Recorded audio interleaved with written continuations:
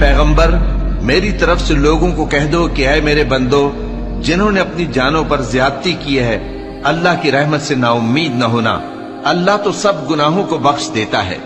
بے شک وہی تو ہے بڑا بخشنے والا بڑا مہربان۔ اور اس سے پہلے کہ تم پر عذاب آ واقع ہو اپنے پروردگار کی طرف رجوع کرو اور اس کے فرما بردار ہو جاؤ،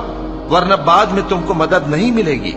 اور اس سے پہلے کہ تم پر ناگہاں عذاب آ جائے اور تم کو خبر بھی نہ ہو اس نہایت اچھی کتاب کی جو تمہارے پروردگار کی طرف سے تمہاری جانب نازل ہوئی ہے پیروی کرو۔ ایسا نہ ہو کہ اس وقت کوئی شخص کہنے لگے کہ ہائے اس کوتاہی پر افسوس ہے جو میں نے اللہ کا حق ماننے میں کی اور میں تو ہنسی ہی کرتا رہا، یا یہ کہنے لگے کہ اگر اللہ مجھ کو ہدایت دیتا تو میں بھی پرہیزگاروں میں ہوتا، یا جب عذاب دیکھ لے تو کہنے لگے کہ اگر مجھے پھر ایک دفعہ دنیا میں جانا ہو تو میں نیکوکاروں میں ہو جاؤں۔